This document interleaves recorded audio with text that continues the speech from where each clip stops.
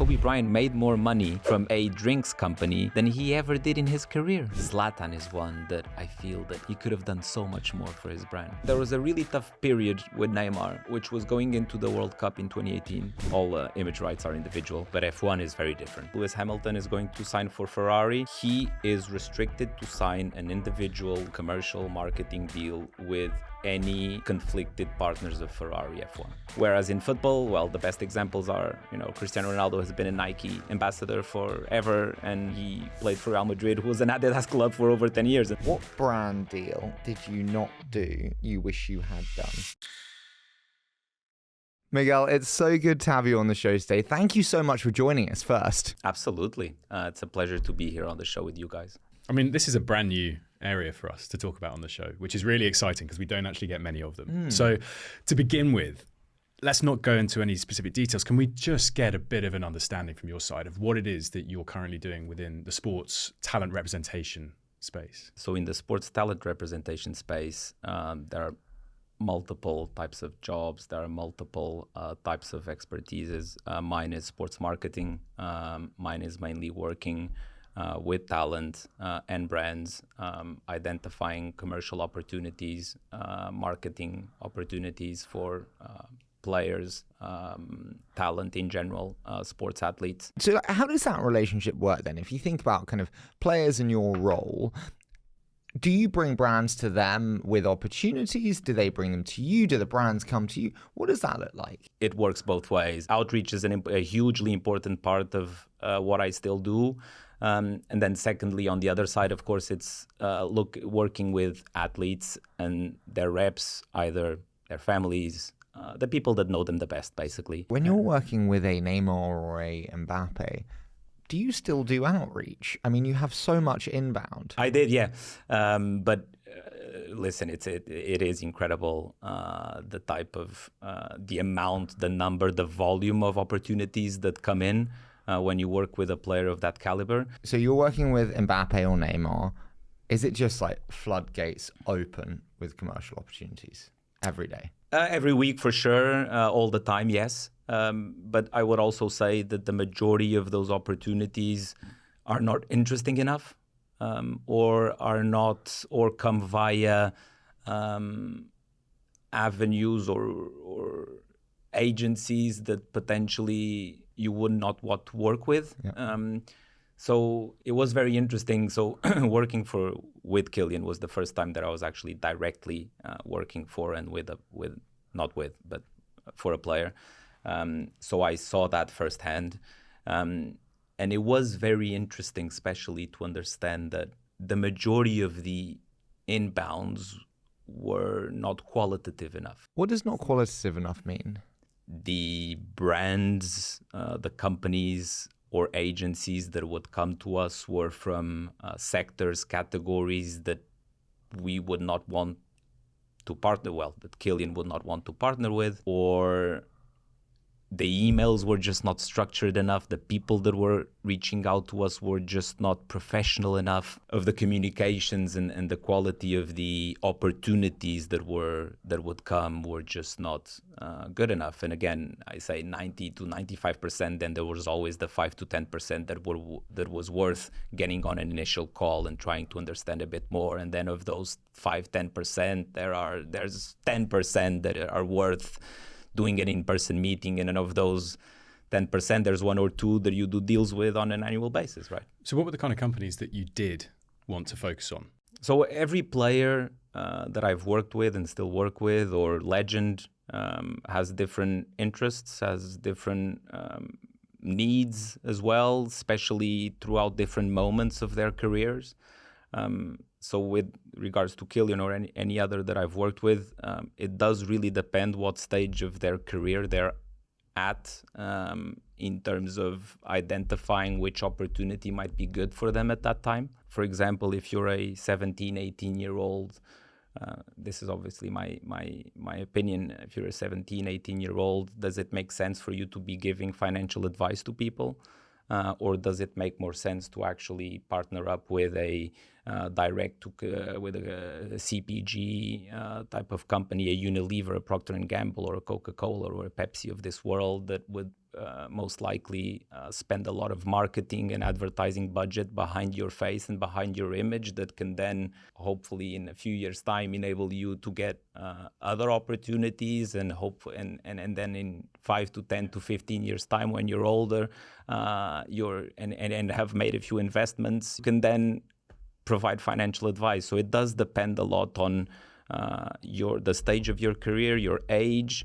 And then, of course, every player is really different. And I feel that, and I know, and the reality is that they want different things. They are different people. They want to reach a different audience. So it's really a question of strategically sitting down with the athlete and trying to understand which opportunities can be interesting for them. So at this point, I think it is often more than just the money. There is a lot more to these deals than just the pay that an athlete receives from a brand. Yeah, 100%. And I would say that with the top athletes in their game who have a choice in terms of which brands to partner with, it is even more about the money than about the money.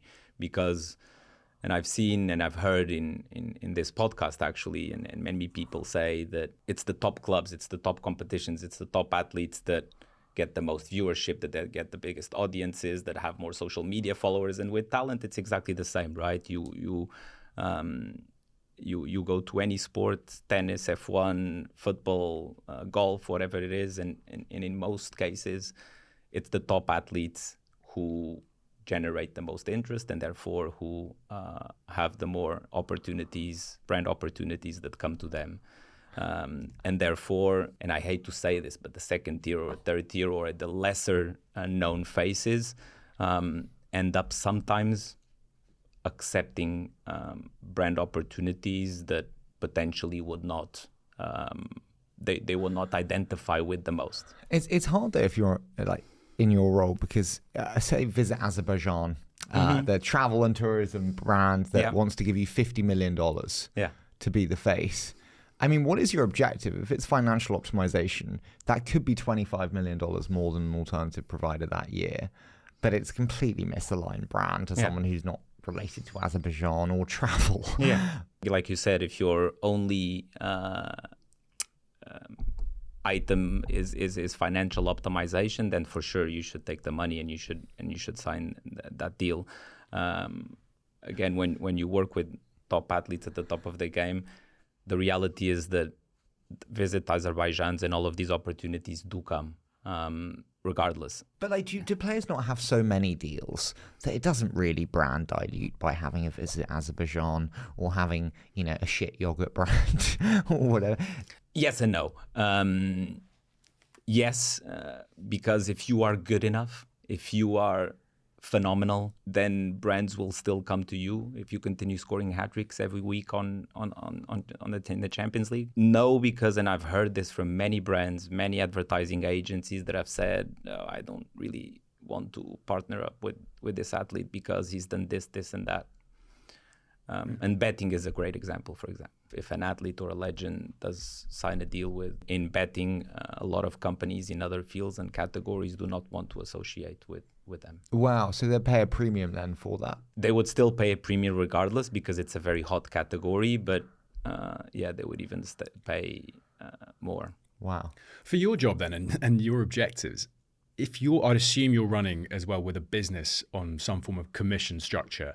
You're bringing deals, you want the best deals. Does it ever come into conflict for you where, you're a representative, you've obviously got a business to run, you've got great deals, and yet it may not specifically align with maybe the brand of the athlete, but it's a great deal, it's still a good deal for the athlete. How do you balance the relationship between what you get out of something and what the athlete does? Ultimately, it's really down to what the athlete wants to do and the type of opportunities that he is willing to entertain and engage with.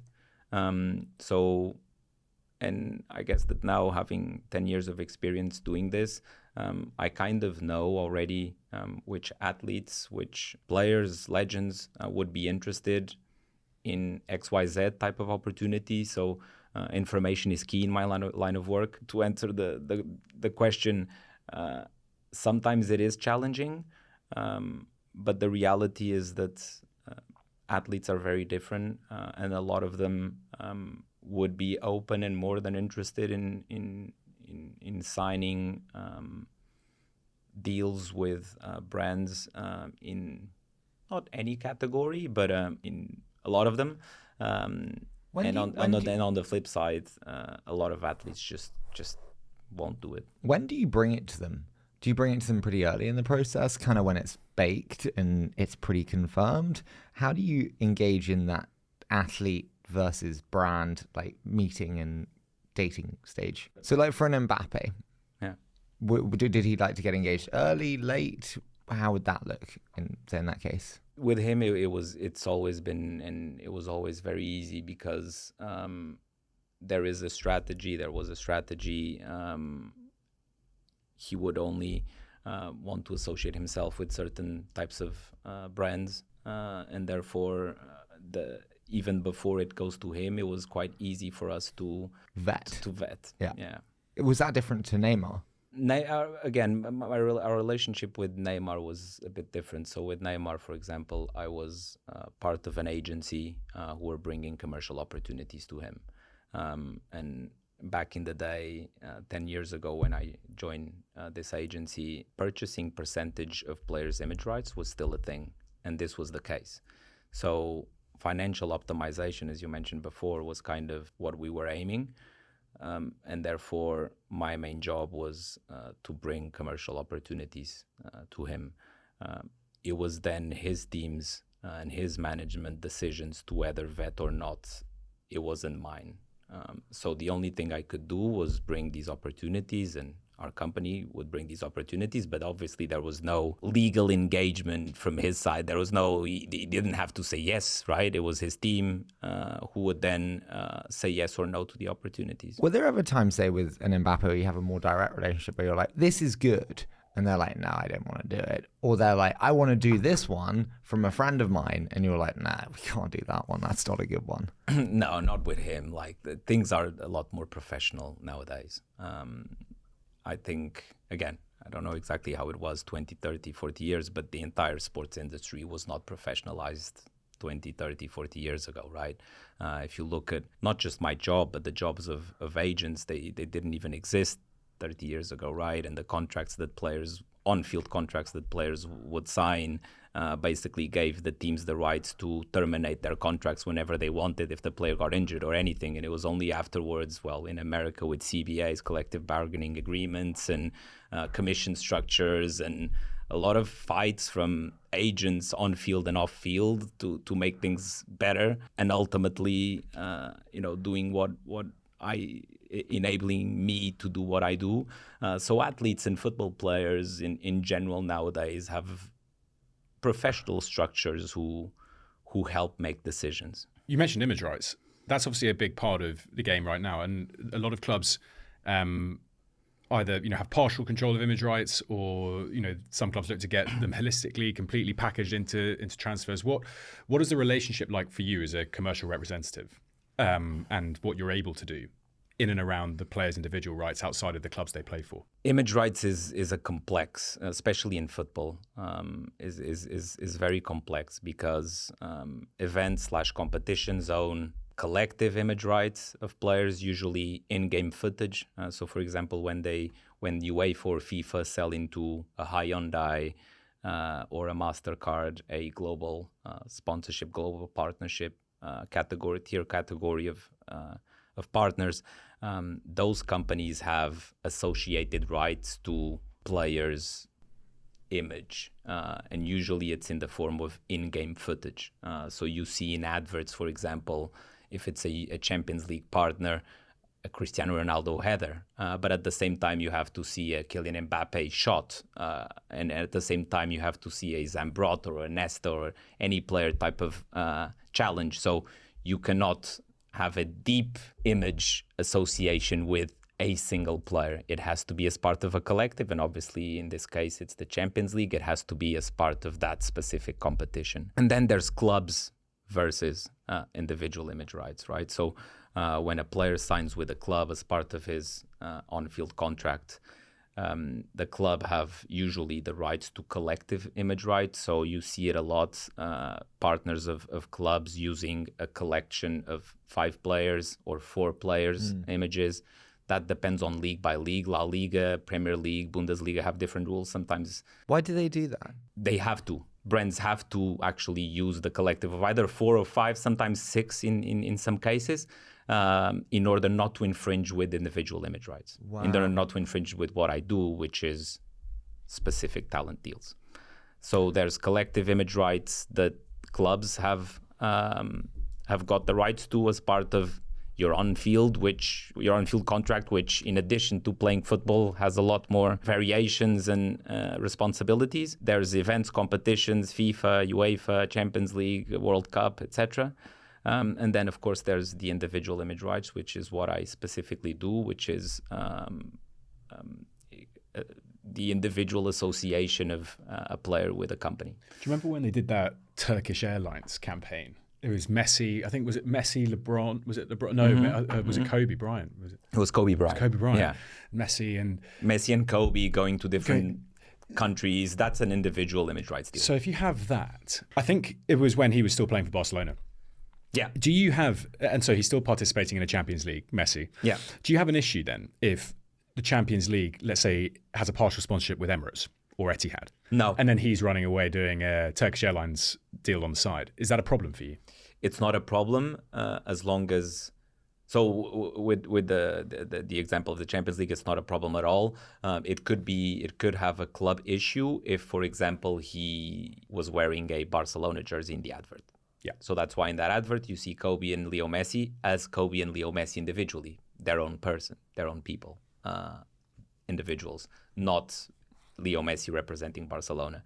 Obviously, what you can do as a brand is partner with Barcelona and Leo Messi, or partner with Argentina and with the Argentinian Football Federation and Leo Messi, and therefore you have the right to use him individually as much as you want with wearing an Argentina jersey.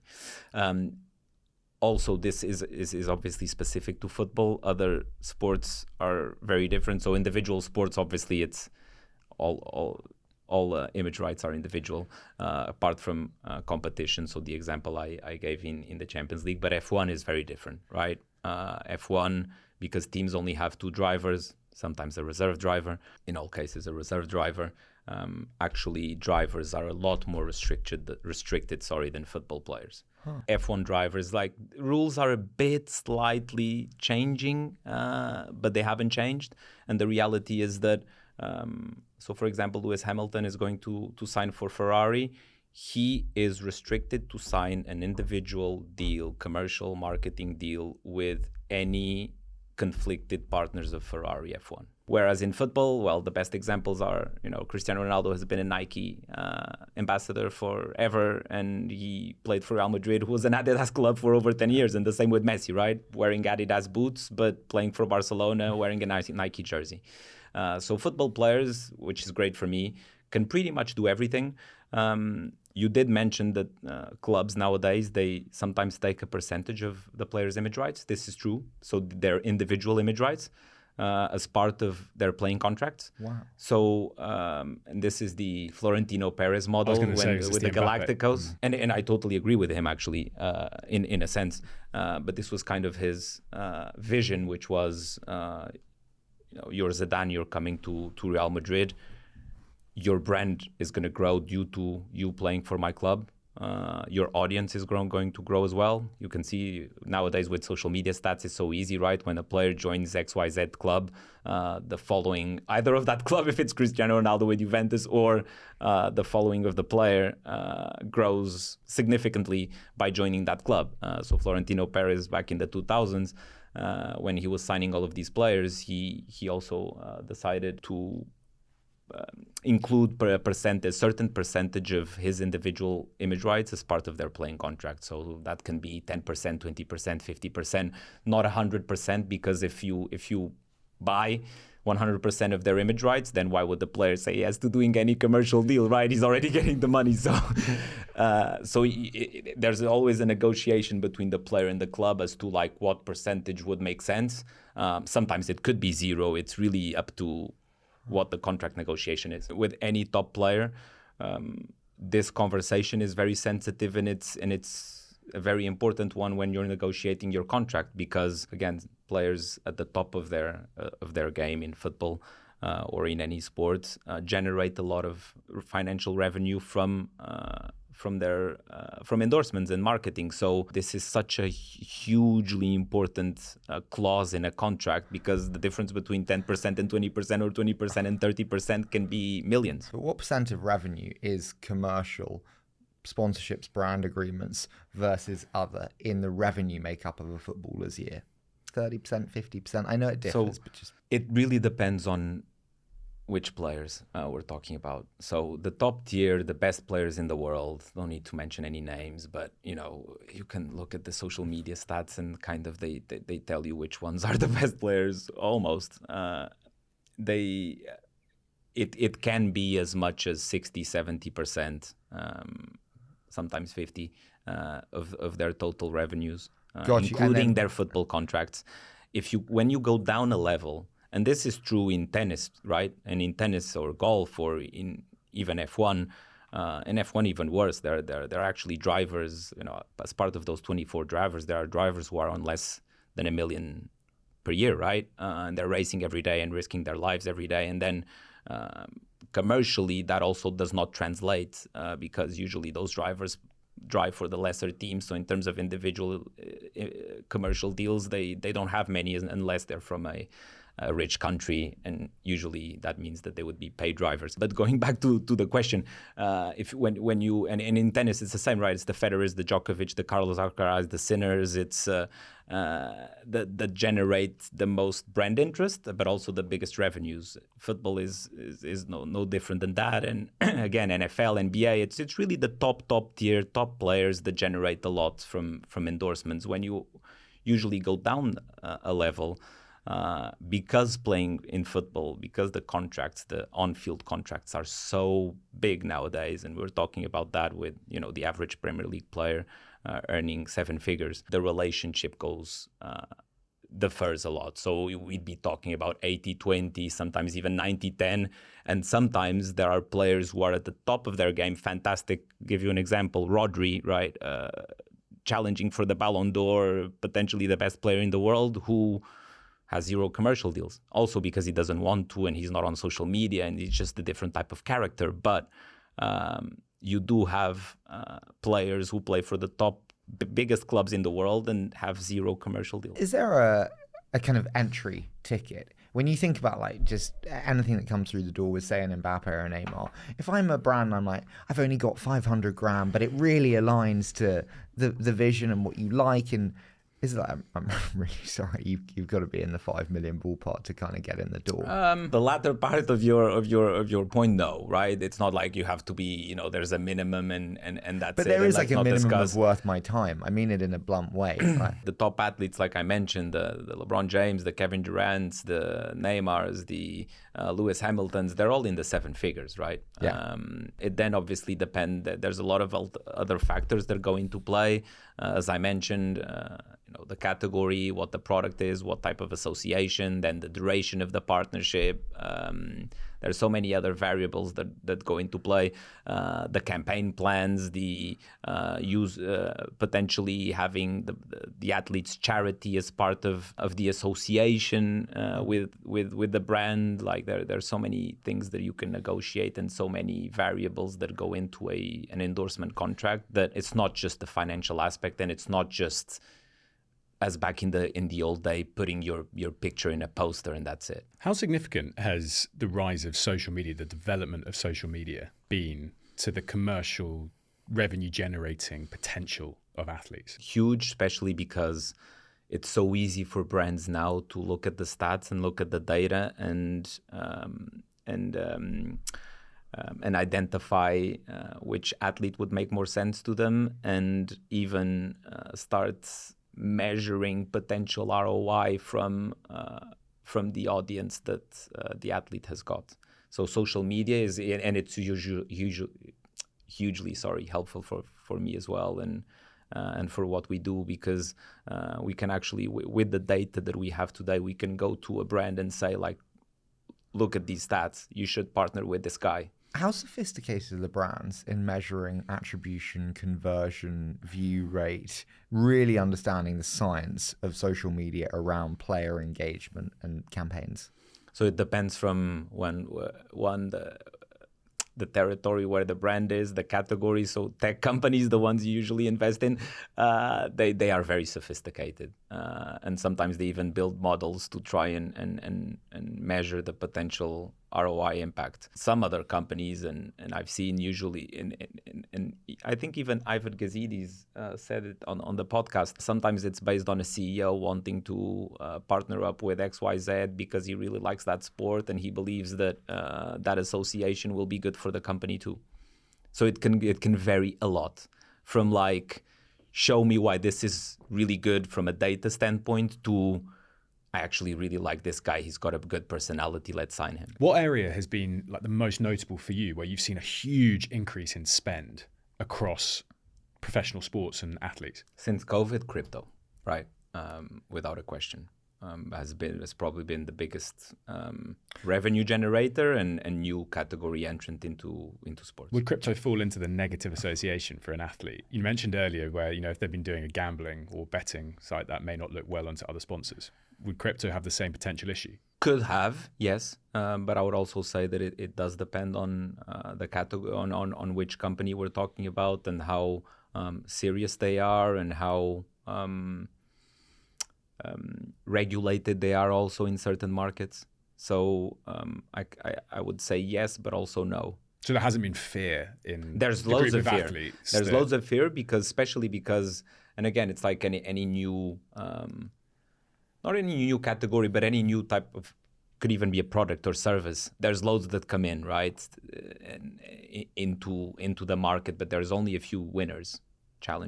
A few challengers and only a few winners, and you saw that with crypto, right? And the NFTs, like the number of NFT companies that were created in 2020 and 2021, that a lot of them have already vanished or do not exist anymore, or even in the FTX debacle was obviously not good for either sport or for the crypto category itself, or for Tom Brady. Yeah. And loads of others, and again, and to be honest, it's really difficult to vet that one. By the way, Tom, if you're listening, I'd love to have you on the show. but honestly, like, the guy was on the cover of Time magazine, right? SBF, yeah. SBF. So huge minds, right? Phenomenal. And it wasn't just Tom Brady. It was a number of athletes, competitions, even stadium naming rights deals, the Miami, right? So that was a really difficult one, Is someone right? getting fired at the end of that? Which is like, you brought that commercial deal to, not forgetting Tom Brady, but ex-player in that case. You put it in front of them, you sponsored it, and it turned out to be bluntly a big Ponzi scheme. There could be. I also think that the direct association is really difficult. There could be that case that person really brought it and really pushed it and really tried. But in most cases, it's actually, again, a teamwork and together with the athlete that go through the entire potential opportunity and then decide to go for it or not. So usually it's not just down to one person. Do you have clashes ever with the on-field agent being the one who does the club negotiations, the club management, with the commercial agent who wants time off field for the photo shoot, for the brand partnership? Do you have inherent conflict? No, not at all. And the type of what we talk about with athletes, and especially the ones that we work with, is that they have to do their job on the field, and that's the most important thing. They have to continue scoring goals, assists, or making saves, or whatever that is, because without that, there's no endorsements, there's nothing else, right? There's no social media growth. So you have to be incredible. You have to continue focusing. Your focus is on the field. Everything that comes out of that is a plus. And that's why I exist, and that's why I do what I do, to facilitate these opportunities and to even facilitate their lives, right? Because even the minor details of like shooting locations, how many hours you're shooting, how many content plans, are you doing a lot of tricks during the shoot, what date it actually is, what games are in the calendar before and after, what are the best times to actually do these campaigns, release these campaigns. That's what I'm here to do. To develop basically. that, and just using Kylian specifically because you worked for him, like with him, what does the team look like representing a top player? Yeah, so it differs a lot. And I don't think there's a perfect combination. I think that the perfect combination is what suits the player the most. But it differs a lot. There are players, and even top players, who can be fully represented by their families, and even not have external help outside of, obviously, you do need a lawyer or you do need a tax advisor, right? Like you do need a bit of help. But some top players are fully managed by their families, and that can work. That can also not work at all. Can you give me an example of where that has worked? I'm genuinely interested. That sounds incredibly unprofessional and amateur. So it's difficult to say if it's working completely or not, because it's only when you're inside and you see how it's being developed or not that you really understand whether it's working or not. But I'll give you a good example, and this is me taking a completely external view, because I have no idea of how the structure, the system works. But Jude Bellingham is an amazing example. It's his family who fully represent him. They obviously have experts helping them. And again, I have no visibility of anything, but just the type of associations that he's been doing, the YouTube channel that he's released, in my opinion, those episodes were phenomenal. And even from looking at those episodes, seeing those episodes from a commercial, from my perspective, is incredible. Why did you think they were commercially very smart? I'm intrigued by that. Again, because of the level and quality of the partners that he's announced to date, mainly. Again, I don't know any of the details, but yes. Yeah, but you'll get a good understanding, right? You've been in the industry long enough. You know what a good representation looks like. You know what a good structure looks like, and what one that is... Again, I do think that structures can differ, right? I'll give you the flip side of a family complete structure. It's LeBron James, right? Who has an on-field agent in Rich Paul, who has he's built his own empire, part of UTA, Clutch Group, etc. Then he's got, and actually is a friend who became, a huge personality in the world of sports, but not just sports, Maverick Carter, who runs his business. He also has associations with agencies in terms of production. So he's actually been able to pinpoint top quality people to actually manage everything that he has created. So investments, and those can be in companies, those could be ownership of other teams, right? Which he's got, again, production, scripted content, etc. So there are so many different verticals that he's managed to create, and he's placed, I believe, top people, quality people managing those verticals. Sorry. There's two things that I have to ask on that. You just gave a very striking example to me, because you referenced a European athlete and a US athlete. How do you see the different athletes compare in terms of the structures and their approach to commercials when comparing US to Europe? The US and Europe are two very different regions on everything. And the reality is that America is a lot more commercial than Europe, in a sense. So players and athletes do get less scrutinized, or teams or events or competitions less scrutinized than they do here.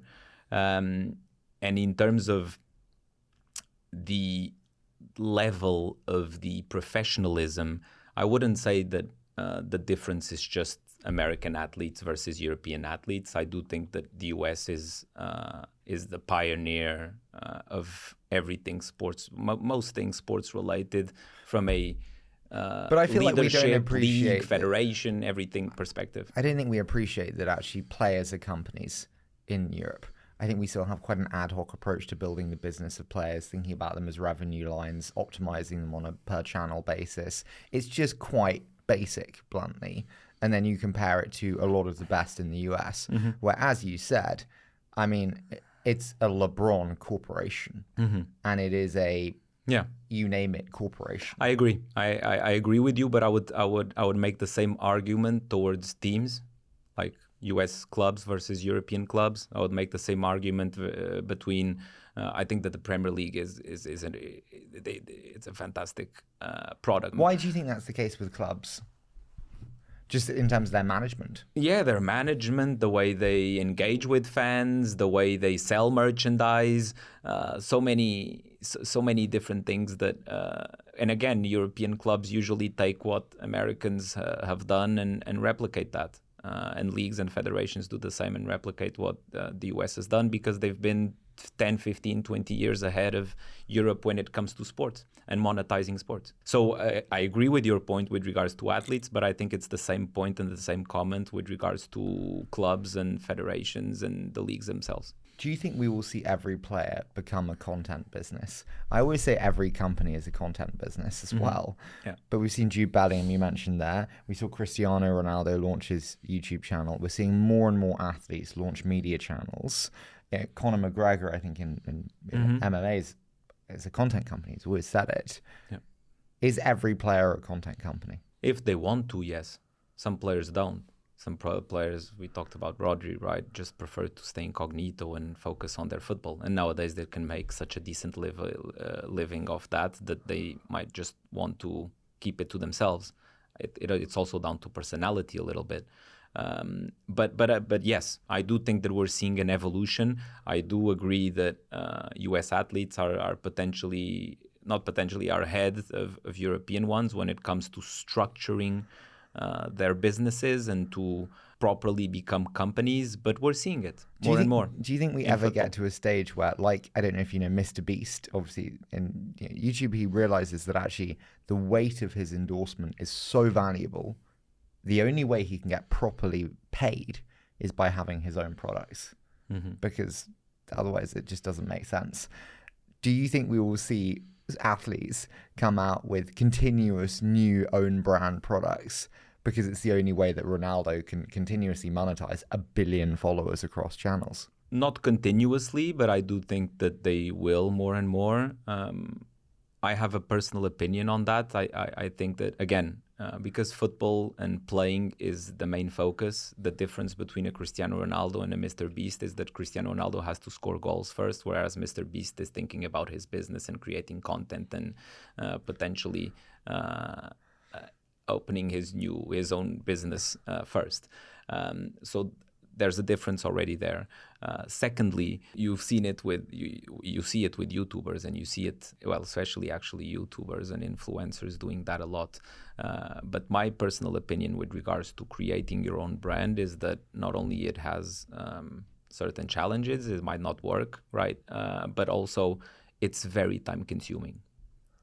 And if it is going to work, you have to be on it. Look at, again, Mr. Beast, the Prime guys. Every day they're on stories, posting pictures, creating content, making sure that their brand is seen, heard. Like, you look at Logan Paul, he goes to a WWE, WrestleMania, etc. event, Prime in his hand. So, and that's the way it seems to be working. And Mr. Beast is the same every day, every week, he's creating content with that product. So football players, athletes need to think about what is necessary for it to work before making that decision. Can we just go into a deal itself, and not a specific deal, but just like the contracts and how they work in terms of how are they broken down? There's a signing fee, I guess, and then there's a milestone-based fee. How do the payments break down in a standard contract in terms of player and brand? Again, there are different types of contracts. The most common one is a cash per service type of agreement. So it's like cash per post? No, not cash per post, because again, if you're, and we are talking about athletes at the top of their game, we won't just accept a paid per post type of deal, right? Because there are so many opportunities that are coming to you, and it's time consuming, and you have to go through them with your team, etc.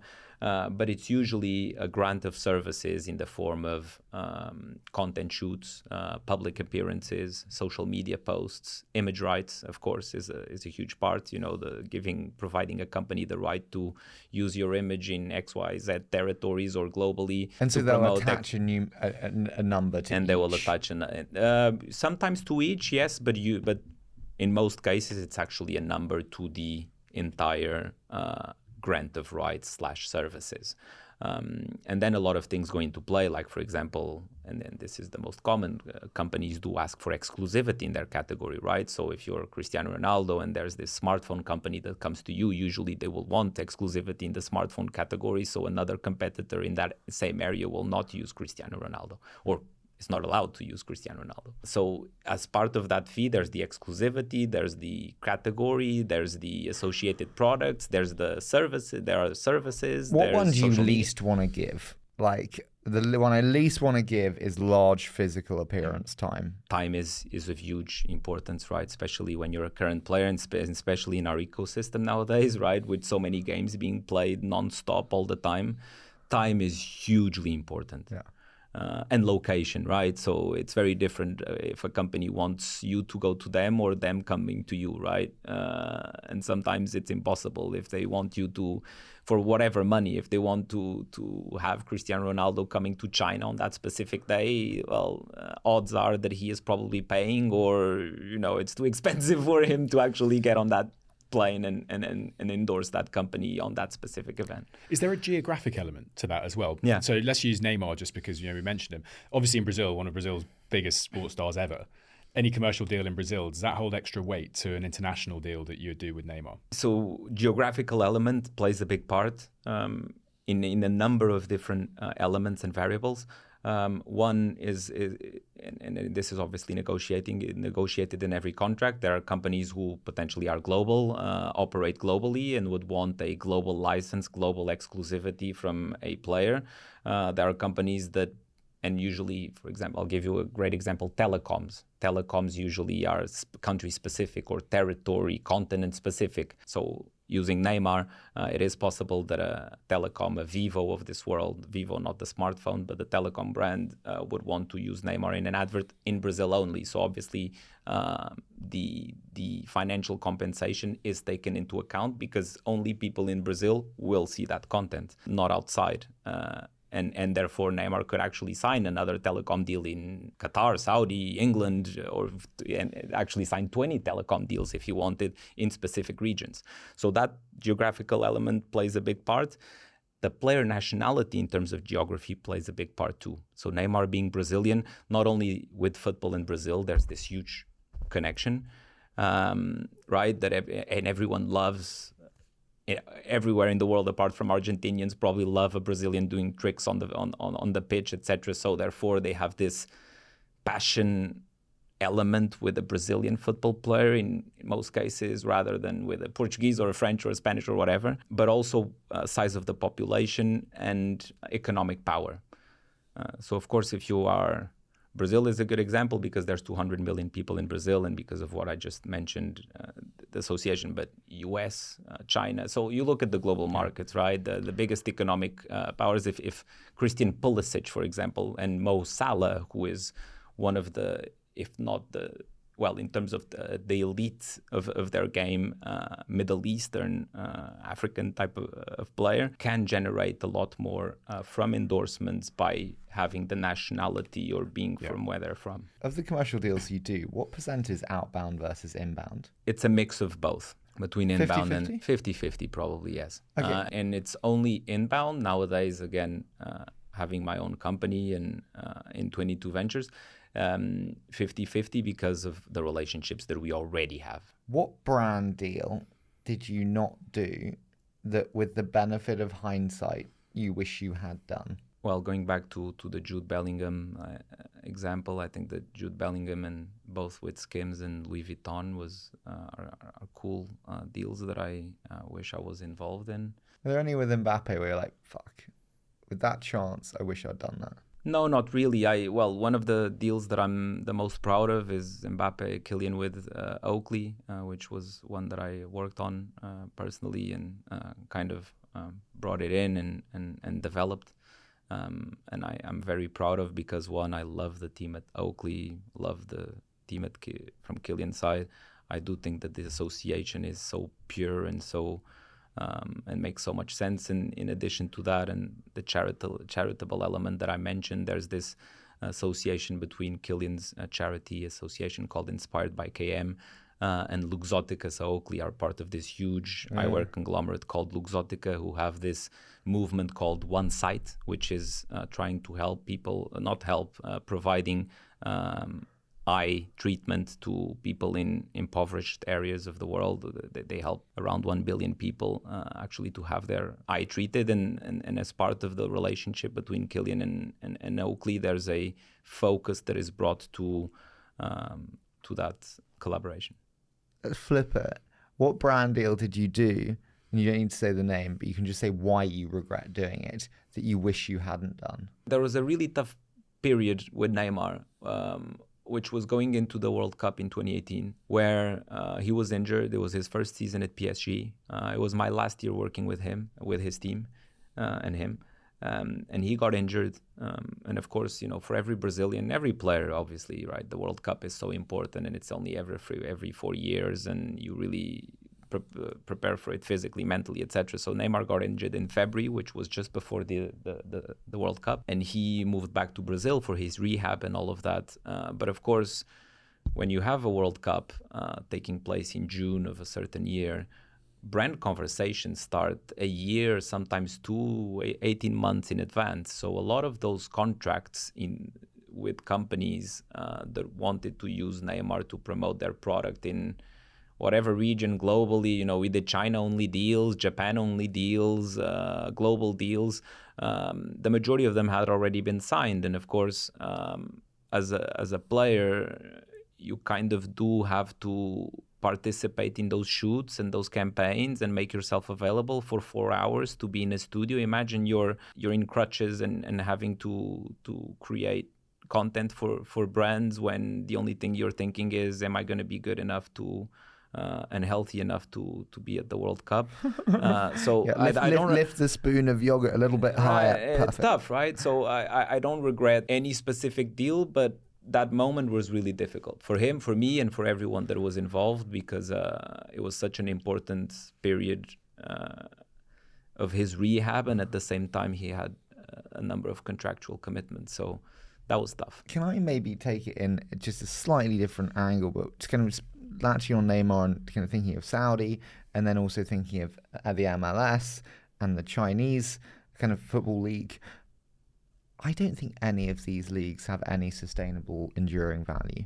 They get the stars, but I don't think they will last. And I think when Messi leaves Miami, done. Do you agree? I think that the Chinese Super League and the MLS and the Saudi League are very different in terms of their approach, in terms of how they got developed. And again, I mentioned Ivan Gazidis. He talked about the MLS here with you guys and how it was structured and how they had to create this specific system, closed league, right? The MLS, it's fun.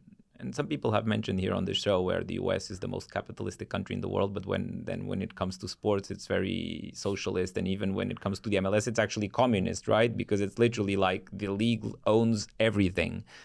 And at the start especially, right? They own the clubs even. Which league would you be most long on? I think the US, because... And again, I'm not talking about pure valuation of clubs. And like you said, when Messi leaves, potentially the valuation of MLS clubs will go down. But it's the quality of that market, is the demographics and the audience, not the audience, but mainly the demographics of that country. You see it in stats like sports participation in soccer. Football is now like top 5 amongst the young demographics and the youth. So I do think that there's a lot of interest in football/soccer. The World Cup in 26 will only that grow. Now, obviously, you'll come back to me and say, yeah, but they watch the Premier League rather than the MLS. They do, and this is what's fascinating. I have most of my friends are American. I don't have one American friend who has an MLS team. But the stadiums are full.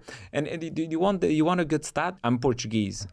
In Portugal, we say that there's only one sport, and it's kind of true. The average stadium attendance of the MLS is bigger than the Portuguese league. Now, from your specific perspective, like valuation, potentially when Messi leaves, valuation will go down. But I do think it's more sustainable than potentially the other two leagues. Saudi, I think it's too early for us to say.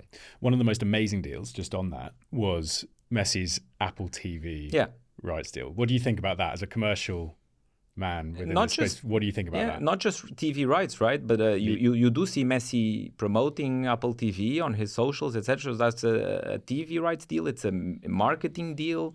And it wasn't just Apple, it was, again, I was not involved, but from what I read, it was Adidas as well. So that was I think it's fascinating. It's an amazing example of how, going back to your point of how big of an influence an athlete can be.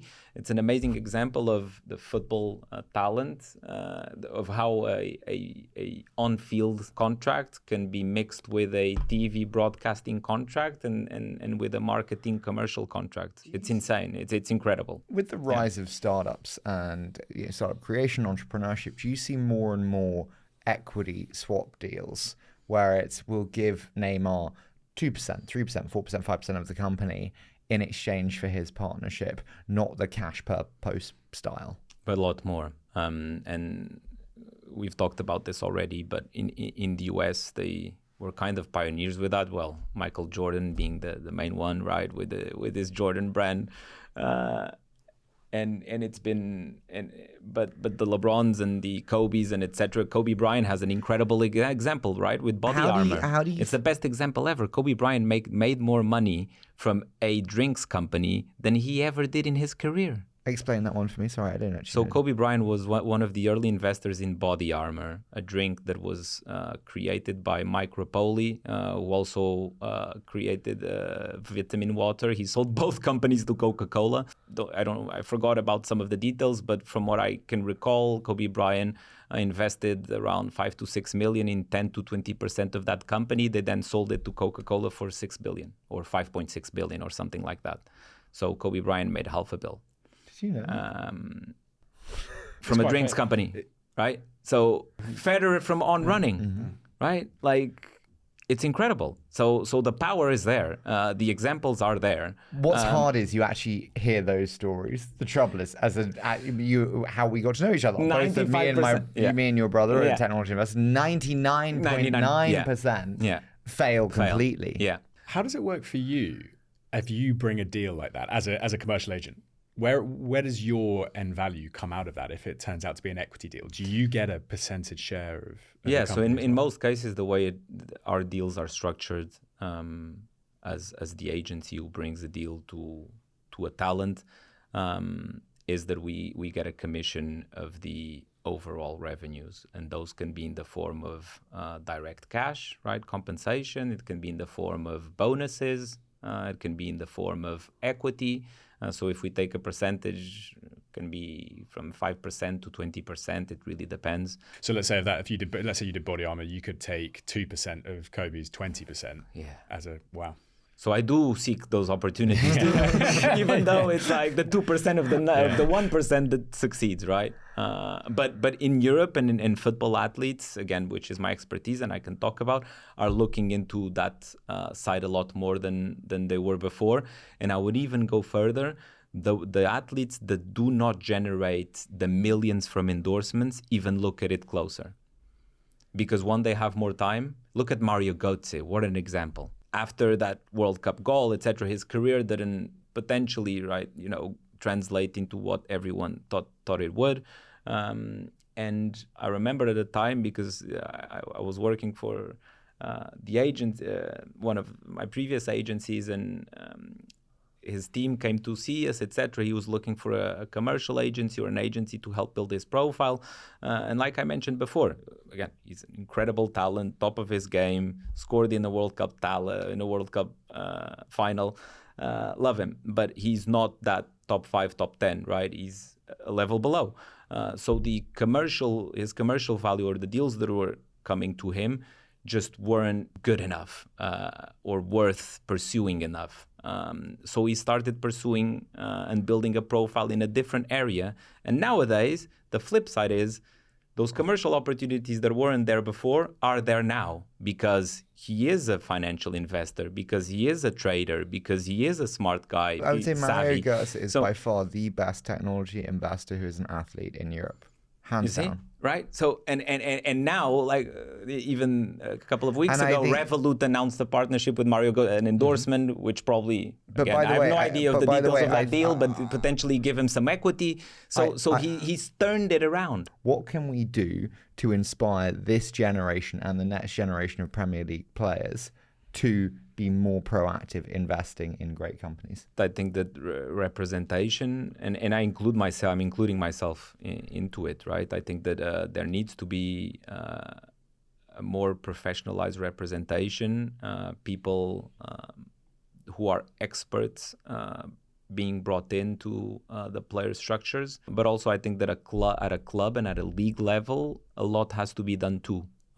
It's not just the athletes' representatives. I think that the league has to help. I think that the clubs potentially also have to. They play a lot of games and schedules are tough. But in terms of education through the youth systems and all of that, I think that, again, clubs, the leagues, and it's not the Premier League, La Liga, have to do a better job at educating these players. Because if these players are educated, they will choose potentially better representation. If they pick better representation, these representatives will do a better job for them. Miguel, what will be the most significant change in your job in the next 5 years? When we think about like AI is creating deepfakes, fake content. I do think that there will be a moment where athletes will not have to, again, go to a shoot and create content for a brand. AI will do that for them. It becomes a pure licensing plan. It becomes a pure licensing plan. But the flip side is, when they do, the audience will like that more. So, like now in social media, you have powered by AI or AI. You have those, on Instagram, when you use something powered by AI, you now have to disclose it, right? So athletes will have to do the same. So when it's not only I think that brands will potentially pay a premium, but also his audience will like it more because he actually means it. He actually took the 4 hours or the 5 hours that was, back in the day contracted in his contract for him to go to a shoot. I think that in the future they won't have to, which for my job will be incredible in a way, but potentially not that incredible, because then does that also mean that the value of the contract will be lower?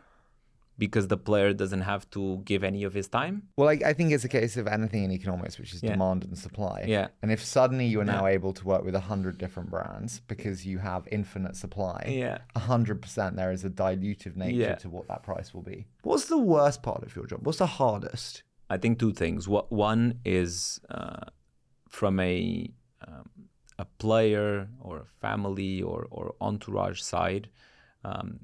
And I talk with industry peers of mine about this a lot. Players have their own lawyers usually, right? They have their own tax experts, but they don't usually have their own marketing guy or commercial partnerships agent, potentially because they don't realize how necessary or how beneficial this would be. Potentially Why? They undermine it a little bit. Why? Because it's easy. It's marketing in a way. Why do we have agents? Sorry, this sounds awful. Why have agencies? Like, marketing guys are not that expensive in the grand scheme of revenue makeup. If you're a top player, no. But if you're not, they are. And I hate to do this, but the second tier, third tier of athletes, usually it's really difficult to find the deal for them. Totally. And when your revenue makeup there is, I don't know, 3 million in salary. Shit, that's 250 grand. Marketing hire is close to 10% or 7.5% or whatever it is. Plus the lawyers, plus the tax. And if you're an individual athlete, we've seen like the Netflix shows of some of these tennis players. If you're not in the top 50, you're actually paying to play, kind of. You're the 50th best tennis player in the world, which is like the 5th biggest sport in the world. It's crazy, right? So, and if you're in the top 20 as a tennis player today, of course, variables going to play. If you're American, it's easier to find brands, etc. If you have a certain nationality, but some of these players do find it very difficult to find brand sponsors. How will the agency model change in the next 5 years? It's weird, because as much as we've talked about professionalization and how it's becoming, in most cases, more structured, in football, you also see the top players, top personalities, where their families are still involved. I'm not saying it's good or bad, but you still do see that. So it's difficult to say how will that evolve, especially in football. What I do think is that those that will do it best, and it's like in everything, the only way to do it best or in the most professional way, let's say it, is to have experts by your side. And I include families as experts because they know you best, because they care for you, because they value what you value the most. They've been with you forever, but you need to surround yourself with experts. Relationship. It's a dual relationship. Can I ask a really hard one to you both, but I'm really interested by this one. Which player has an outsized brand for their playing quality? And so I can start and go like, I think Micah Richards has crushed it in terms of like brand exposure for a good player, but he's like fucking top media. But and then I would say Peter Crouch. I mean, phenomenal, right? Unbelievable. Yeah, but it goes back to that point of finding your niche a little bit, or not taking yourself too seriously, or... What would yours be? Well, I think Ben Foster. Ben Foster has also done an amazing job. Okay, but is there one outside of media? So what they've all done well, what they've all smashed is their utilization of media. So you've had players that, as you said, from a Gertz perspective, have just figured out how to capture an audience. And all three of those guys have nailed it. I'm very impressed with Ferdinand's investing. They're top, one of the best centre-backs ever. Yeah, he Gerard Piqué. His career matches. Yeah, look at Piqué. Yeah. I mean, but again, career... Fantastic. Absolutely incredible. Ferdinand won not for England, but he won everything. You mentioned Flamini. What Flamini's done, he played fantastically well for Arsenal, but way exceeded what he was able to do on the pitch. Do you want to do the opposite? Which player's the best and has the worst? Not the worst, but potentially has has the most potential. Had the most potential. I'll tell you one that I think if he had been, again, I don't know what his entourage is, and I don't know the ins and outs of his structure or even his wants, but Zlatan is one that I feel that he could have created so much more. He could have done so much more for his brand. Was his character too abrasive? Was it too... But we were talking about creation of products, Logan Paul and Prime, etc. Imagine Zlatan had created a product like... I think that product would have Spartan energy drink. It would have smashed it. It would have smashed it. That's exactly right. There's an interview he did with Piers Morgan, and he goes, "When I go on the pitch, I think I am God." But like, can you imagine that with Spartan Beeslat? You're like, yes. Definitely. I agree. That's a really good one. Yeah, because another interesting thing about my job, and sometimes when I pitch to athletes or players or their families, I mentioned this, which is totally true, right? Is that even though their busiest time of their lives potentially is happening now, from a career standpoint, football on the pitch standpoint, if you don't take advantage of the commercial or the off-the-field opportunities now as well, these won't come again. Up and coming, and we're not picking Ronaldo, Federer, etc. You get the opportunity to work with Jude Bellingham, Carlos Alcaraz, or Caitlin Clark. Oh. Oof. And you have to choose one. Who do you go with? Celestine Babiaro. Back in the day. Yeah. I am a huge Jude Bellingham fan for what he's been doing, and his YouTube episodes came as a surprise because I think they're phenomenal. They really are, and the way he speaks at such a young age is incredible. But I would go depends on which perspective. If it's from a purely financial perspective, probably Caitlin Clark, because she is like, the metrics are just insane. So I think I would go for her. Miguel, thank you so much for joining us. No, thank you, Really guys. appreciate This was incredible. I hope so, but let's see. It was. I loved it. Thank you.